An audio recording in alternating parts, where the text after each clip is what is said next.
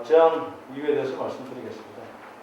2005년 8월 4일 공직선거법 개정과 관련 2006년 5월 31일에 실시된 제4회 전국 동시지방선거에서 정당 공천을 받은 기초의원들이 당적을 보유함에 따라 정당 교섭단체 구성과 운영에 관한 사항을 우리 의회에서는 2010년 8월 16일 장항희 의원께서 서울동향으로 대표 발의하시며 부천시의회 교섭단체 및 위원회 구성과 운영에 관한 조례를 담아 시행해 오다 위협한 부분을 보완하여 보다 나은 정당의 책임 정치를 구현하기 위해 공조례를 개정하려는 것입니다. 주요 내용으로는 각 교섭단체의 대표의원은 의회 운영위원회의 위원이 될 수 있도록 규정한다. 예산결산특별위원회의 위원수를 규정한다. 그리고 제9조의 제목 중 위원회의 선임을 위원회의 선임과 개선으로 하고 상임위원회 위원 및 특별위원회 위원회의 선임 및 개선 시 교섭단체 소속 의원수의 비율에 따라 교섭단체 대표위원이 요청할 수 있도록 하고 요청 기한을 규정하는 것으로 되어 있습니다. 부디 우리 운영위원 여러분 의원님들께서 심도 있는 논의를 통해서 본 개정 조례안이 원안대로 통과될 수 있기를 기대합니다. 감사합니다.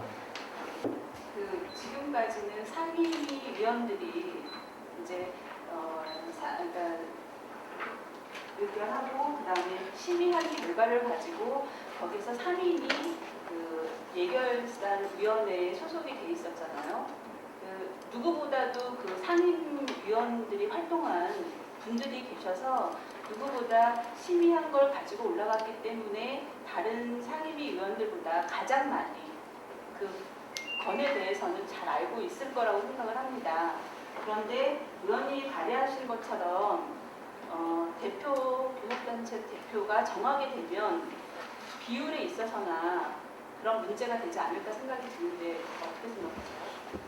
그거는 그렇지 않은 것 같고요.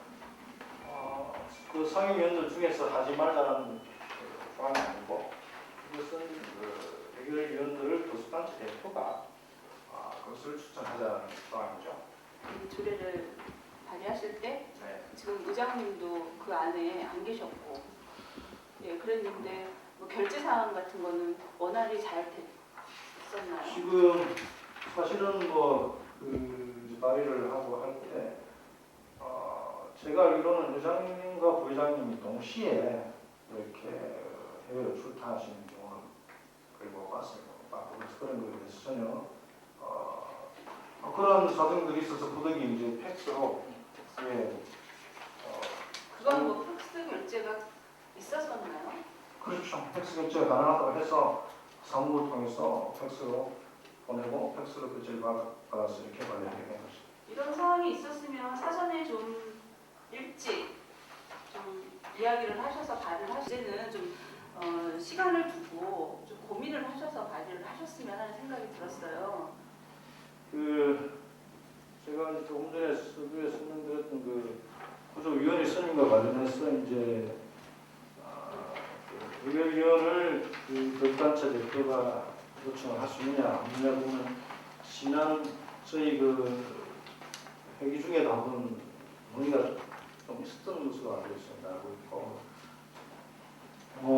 지금 한 1년 정도 지났고 그래서 그 기존에 해왔던 관례대로 이제 예결위원들 같은 경우는 기존 관례대로 한 바퀴 돌았죠. 우리가 교섭단체가 구성되어서 이 부분들이 교섭단체 대표의 요청에 의해서 이 부분이 해야 됨에도 불구하고 기존 관례대로 한 바퀴 돌았습니다. 그래서 상임위원회별로 예결위원들과 또 위원장들이 다 선임돼서 1년의 활동들을 해오셨습니다. 그래서 이제 부분장님 말씀하신 대로 이제 한 10개월 남았는데 상반기의 후반기는 이제 교섭단체 구성의 취지에 맞게 이 부분들을 좀 개정해서 운영을 해서 책임 있는 정당 정치의 모습을 보여야 되는 것이 아닌가라는 취지에서 이제 개정 조례안을 발행이 된 것입니다. 좀 성급하지 않나라는 생각이 들어서 좀 그렇습니다. 감사합니다. 여태까지 지금 현재 우리 특별위원회나 상임위원회나 잘 운영하고 지금 원활하게 의회가 운영되고 있는데 갑자기 이걸 들고 나온 이유는 뭔지. 앞으로 제가 말씀드렸듯이 10개월이 남았는데 10개월 안에 본회의가 여러 번 있는데 왜 이거를 급히 들고 나왔는지.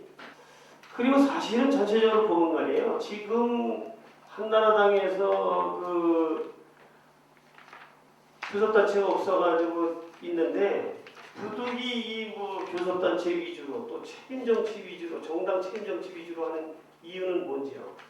검토부에 보면은 서울시 대부분이 서울시하고 경기도의회 여기는 광역의회입니다. 우리 기초의회하고 사정이 달라요. 그리고 단지 그 성남시 의회만 있는데 그걸 우리가 쫓아가야 되는지. 우리 기초자치단체는 우리 지역 실정, 우리 그 실정에 맞춰서 이걸 해야지 꼭 광역단체인 그 서울시나 경기도 그처럼 뭐 국회를 쫓아가는 거 이건 바람직하지 않다고 봅니다. 어떻게 생각하십니까? 지금은 그 이제 상임위원회에서 출정해서 이제 하게 돼 있는 거죠. 그렇지만 이번에 말씀하신 대로 될 수도 있고 안 될 수도 있는 거죠. 그렇지만 이번 그 조례안 개정 조항은 각 교수단체 대표위원들이 국정위원회 이론이 되게끔 강제 조항을 이제 두는 것이고요. 이 기간 내에 요청이 없을 때는 의장이 의원을 본회의에 추천할 수 있다. 갈등이 굉장히 많은 부분입니다. 특히 저 같은 경우 이런 거는 그 의장의 권한을 너무 실어주는 것 같은데 견제할 수 있는 그런 제도적인 그 제도가 그 뒤에 뒷받침돼야 될 것으로 판단합니다. 꼭 이 그 조례안을 개정해서 하고 싶으시면은 본인 생각에는 후반기 그 원 구성하기 하는 시점인 12년 7월 1일부터 시행한다. 그것만 넣고 공포한 날부터 시행한다는 삭제했으면 좋겠습니다. 교섭단체별로 이걸 비율을 따지면은 지금 저희는 정당공주제로 부천시의 기초단체 기초회에 들어왔지만 전체적인 사회 분위기는 기초회나 광역회는 정당공주제 하지 말자고 하는 날이 많습니다. 근데 지금 여기서 다시 정당공주제를 정당정치를 하겠다고 생각하는 것은 사회를 역행하는 거죠. 언제부터 민주당이 그렇게 했는지 모르지만 정당정치를 기초에는 안 하는 걸로 사람들이 몰아가고 있습니다. 그것은 불법이 민주주의이기 때문에 그렇습니다. 근데 다시 정당정치도 오는 맞지 않다고 민주적이 생각됩니다. 그 다음에 상임위원장도 얘기를 특위될 수 있다. 상임위원장 예결특별위원장 상임위원장이 얘기를 특별히 들어오면은 상임위 예산심사나 모두심사 예산 과부가 거기서 일단 기초심사에서 결정나는 예비심사에서 여기 가서 상임위원회 의견이 존중되지 않고 다른 방향으로 갈 수 있습니다. 상임위원회 갈 일을 갖다가 할 필요가 없는 거죠. 그러면 상임위원장이 예결위원으로 나오면 상임위원회에 열 필요가 없습니다. 거기서 감론을 만들 이유도 없고요. 예결위에서 손바닥 뒤집을 수 있는 그러나 여건을 주는 겁니다. 만들어주는 거죠. 그 다음에 제9조 2항에 보면은 어느 교섭단체에 속하지 않은 어느 상임위원 선임은 해당 어느 의견을 들어 의장에게 만나야 되는데 개정안에는 해당 위원회 의견도 들을 필요 없다. 의장이 마음대로 하겠다. 그런 겁니다. 하필이면 한나라당이 교섭단체 구성이 안 돼 있는데 뭐가 그렇게 긴급한 현안이라고 저희도 교섭단체 구성을 준비하고 있는 상황에서 전반기가 얼마 남지 않았는데 긴급하게 올라가느냐. 그래서 교섭단체 속하지 않는 의원의 의견을 들어야죠. 의장이 그거 결정해야죠. 아예 여기 듣지 말고 의장님 마음대로 해라. 그런 아닙니다. 개정안이. 정당 정치하지 말고 상임위별로 각 3명씩 이렇게 가서 보고 와야지 자기 상임위원회 의견을 분명히 개정할 수 정당 정치를 하게 되면은 어떤 상이면은 완전히 빠질 수도 있는 그렇게 되는 경우도 생깁니다. 상임위원회 관련해서 말씀하셨는데 충분히 일리 있는 말씀입니다만 교단체 대표 요청에 대해서 그분들이 위원들이 선임이 되어도 충분히 말씀하신 부분은 호소할 수 있다 개인적으로 저는 그렇게 판단합니다. 이상입니다. 한 가지만 그 170일에 결산 보고가 있었습니다. 근데 저희 결산위원이 제가 결산위원이었어요. 네. 그런데 한나라당 의원들이 전원 들어오지 않으셔서 참석하지 않아서 결산위원회가 열리지 못했어요. 혹시 그 건에 대해서 고민을 하셔서 이걸 발의를 하셨는지 좀 정확하게 그 얘기를 좀 해주셨으면 좋겠어요. 의원님께서 말씀하신 부분들에 대해서는 그 부분도 마찬가지로 고려의 예산은 되었습니다. 그 부분을 뭐 고려를 안 할 수는 없죠. 우리가 예결특위를 구성하고 또 결산 검사심사위원회를 구성해서 심의가 제대로 돼야 되는데 불구하고 어찌됐든 좀 파행을 겪었던 부분들이 뭐 있었지만 그 부분들 관련해서는 굳이 뭐 표현을 안 드렸던 게 지나간 일이었고 해서 표현 안 드렸습니다만 그 부분들 충분히 좀 고려의 대상이었다는 말씀 드리고 싶고요. 이게 민주당 당론입니까? 민주당에서 당론이라고 하는 뭐 통상 이제 의총이라든지 이런 것을 거쳐야 당론이라고 하겠죠.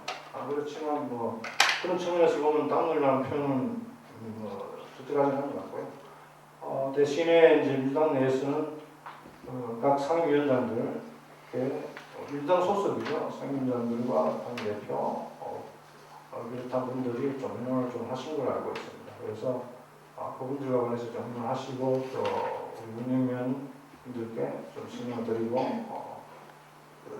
발의 설명을 받은 걸로 알고 있습니다. 서강진 위원장님하고 충분히 협의가 좀 거쳤지만은 결론은 이건 가지고 더 이상 이야기가 서로 대화가 되지 않는다 그렇게 판단하셨습니다. 네, 왜냐하면 이제 그 처음에 서강진 위원장님께서 제안하셨던 것이 우리도 곧 교섭단체를 구성을 등록을 준비를 하고 있으니까 조금 미뤄달라라고 말씀을 하셨다가 추후에 오히려 이제 교섭단체 폐지하는 부분에 대해서 이렇게 조례를 제안하겠다는 말씀을 하면서 더 이상 이 부분에 대해서는 한나라당 입장을 표명할 게 없다. 그래서 이 정도에서 우리는 좀 논의 중단하자. 그래서 그냥 민주당이 하고 싶은 대로 하라. 이런 형태로 이제 논의 중단된 걸 알고 있습니다. 교섭단체로서는 우리 한나당 12명을 각자 상대하는 게 원칙입니다. 그런데 일부의 그 의장단 또는 의장이 뭐 대표라고 할 수도 없고 당대표도 아닌 무슨 부의장한테만 통보 다 했다. 또 어떤 때는 서강진 의원한테만 통보하고 다 했다. 그래서 박노설 의원은 5회니까 거기만 통보하고 다 했다. 그런 사례가 여태까지 있었습니다. 이게 그 정당 정치도 중요하지만요. 지금 우리 한나라당은 그 교섭단체가 없어서 12명을 다 각자 상대해야 되는 그런 입장에서 지금 교섭단체나 정립이 안 된 상태에서 이런 거를 시행하는 것은 너무 일리라고 생각합니다. 의사일정 제6항 부천시의회 교섭단체 및 위원회 구성과 운영에 관한 조례 일부 개정 조례안에 대해서 반대하시는 의원님 거소해 주시기 바랍니다. 손들어 주십시오. 찬성하시는 의원님 거소해 주시기 바랍니다. 손들어 주십시오. 제적위원 중 과반수가 조례안에 찬성을 하셨으므로 의사일정 제6항 부천시의회 교섭단체 및 위원회 구성과 운영에 관한 조례 일부 개정 조례안은 원안대로 가결되었음을 선포합니다.